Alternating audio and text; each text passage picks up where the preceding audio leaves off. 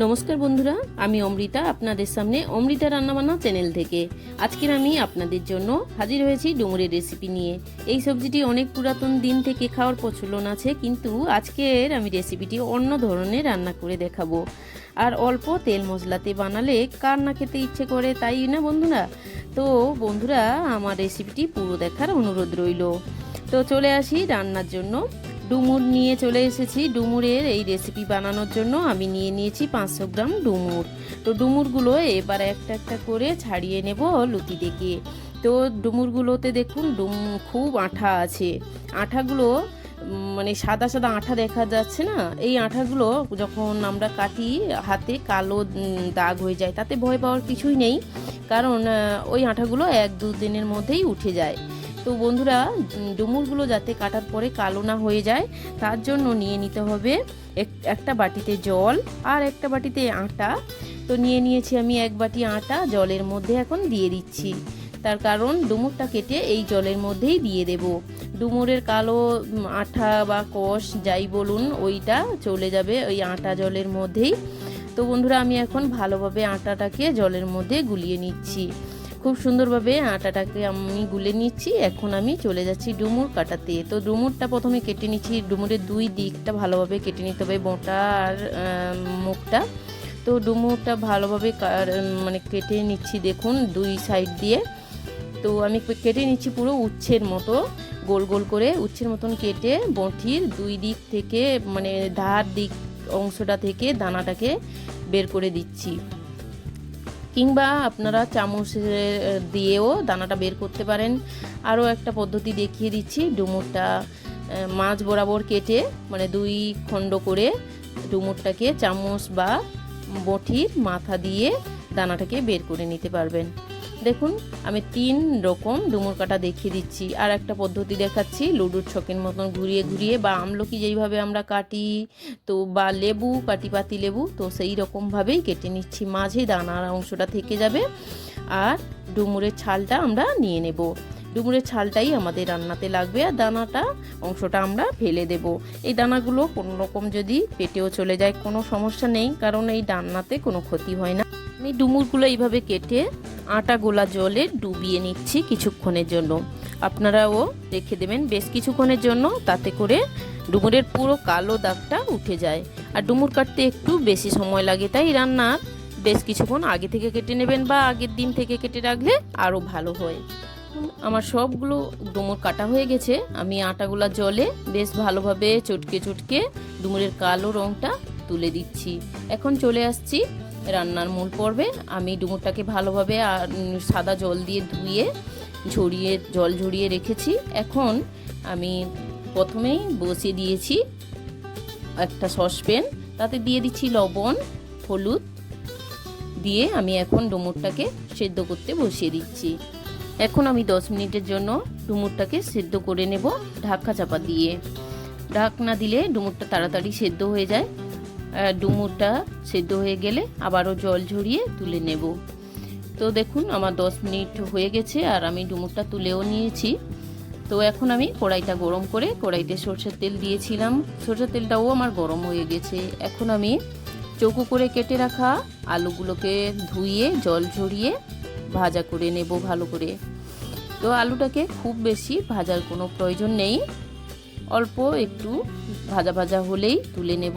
এখন আমি দিয়ে দিচ্ছি কড়াইতে লবণ আর 1 চামচ হলুদ, তাতে করে লবণটাও ঢুকে যায় আর হলুদের কালারটাও খুব ভালো আসে।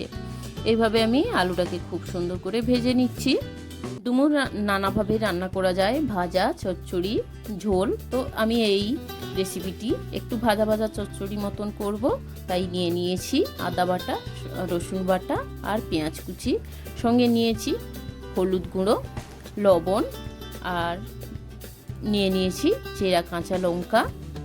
তো লঙ্কাগুলো অবশ্যই চেরা চেরা করে নেবেন, আর যদি আপনারা লঙ্কা গুঁড়ো দিতে চান অবশ্যই নিয়ে নেবেন। আমি অল্প একটু লঙ্কা গুঁড়ো দেবো কালারের জন্য।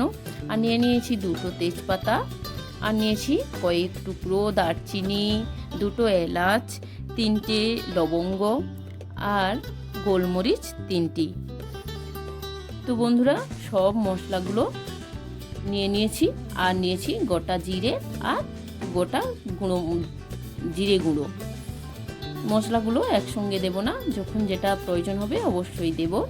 আর সরষের তেলে পুরো রান্নাটা আমি করে নেব। তো দেখুন এর মধ্যে আমার হয়ে গেছে আলু ভাজাগুলো। আলুগুলো আমি এখন তুলে নিচ্ছি।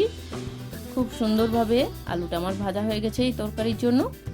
এখন আমি দিয়ে দিচ্ছি ওই তেলে একটু জিরে, সাদা গোটা জিরে এবং তেজপাতা কেটে দিয়ে দিয়েছি। 3টে শুকনো লঙ্কা একটু ফাটিয়ে দিয়ে দিয়েছি যাতে তেল থেকে ছিটকে না আসে। আর দিয়ে দিচ্ছি লবঙ্গ, দারচিনি, এলাচ। আর দিয়ে দিচ্ছি ওই তেলের মধ্যে পেঁয়াজ কুচি।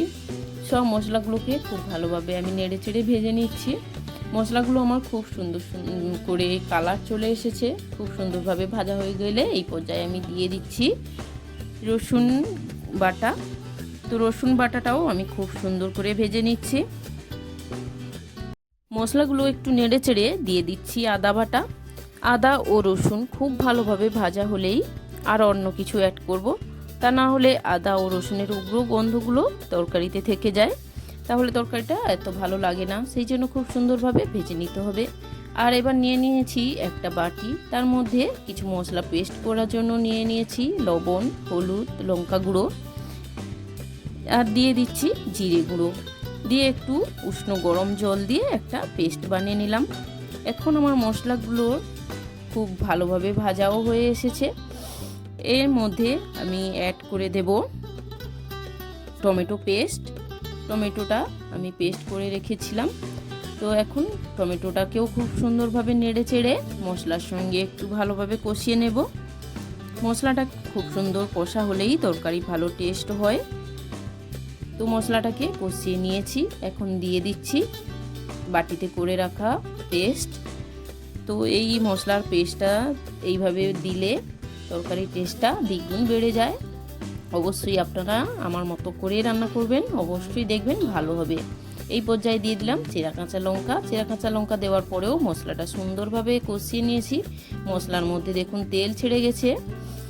তো এই পর্যায়ে আমি দিয়ে দিচ্ছি নেড়ে চেড়ে আগে থেকে সেদ্ধ করে জল ঝরিয়ে রাখা ডুমুরগুলো। তো এই ডুমুরগুলোকে খুব দেওয়ার পরেও খুব সুন্দরভাবে মশলার সঙ্গে কষিয়ে নিতে হবে। মশলার সঙ্গে খুব ভালোভাবে নাড়িয়ে চাড়িয়ে কষিয়ে নিলেই তরকারিটা বেশ ভালো হয়। তো আলুগুলো আমি দিয়ে দেব এরই মধ্যেই। তো আলুগুলো যেহেতু ভাজা ছিল তাই শেষ পর্যায়ে দিচ্ছি। এইভাবেই আপনারাও দেবেন, তরকারিটা অনেক সুন্দর হবে। আলুগুলো ভেঙে যাবে না রান্নার শেষ পর্যন্ত। তো এইভাবে ভালোভাবে সব কিছুকে মিশিয়ে নিচ্ছি। এই পর্যায়ে আমি অ্যাড করে দেব গরম জল, প্রায় 2 বাটি মতো। তার কারণ আমি খুব একটা ঝোল রাখবো না, এই তরকারিটা একটু শুকনো শুকনো খেতে বেশি ভালো লাগে। তো আমি জলটা অ্যাড করার পরে একটু নেড়ে চেড়েই 2 মিনিটের জন্য ঢাকিয়ে দেব। তো দেখুন আমার 2 মিনিট হয়ে গেছে। 2 মিনিট পরে আমি ফিরে এসেছি। আমার তরকারির ঝোলটা পুরোপুরি টেনে নিয়েছে। এইভাবে ঝোলটা টেনে নিলেই বুঝবেন যে তরকারিটা ঠিকঠাক আছে এবং আমার সব সবজিগুলো সেদ্ধ হয়েছে। তো এর মধ্যে আমি দিয়ে দিচ্ছি আমার বাড়িতে বানিয়ে রাখা নিজের হাতে মশলাটা 2 চামচ। এই মশলার মধ্যে আমি করে নিয়েছি জিরে, ধনে, তেজপাতা, শুকনো লঙ্কা, লবঙ্গ, দারুচিনি, তেল ছাড়া শুকনো খোলায় ভেজে শিলনোড়ায় গুঁড়িয়ে নিয়েছি। তো এই মশলাটা অবশ্যই আপনারাও করে নেবেন, তরকারির টেস্টটা সত্যি অপূর্ব হয়। তো এই মশলাটা দিয়ে নেড়ে চেড়ে আমি এখন তরকারিটা নামিয়ে নিয়েছি। দেখুন তরকারিটা যত সুন্দর দেখতে হয়েছে, খেতেও কিন্তু অপূর্ব সুন্দর হয়। তো বন্ধুরা, রেসিপিটি কেমন লাগলো অবশ্যই কমেন্টে জানাবেন। আর যদি ভালো লাগে তাহলে লাইক, কমেন্ট, শেয়ার করে পাশে থাকার অনুরোধ রইল। আর অমৃতা রান্না চ্যানেলটা সাবস্ক্রাইব করে বেল আইকনটি প্রেস করে দেবেন, যাতে করে আমার সমস্ত ভিডিও সবার আগে আপনার কাছে পৌঁছে যায়। দেখা হচ্ছে পরের নতুন কোনো রেসিপিতে। ততক্ষণের জন্য ভালো থাকবেন, সুস্থ থাকবেন। ধন্যবাদ।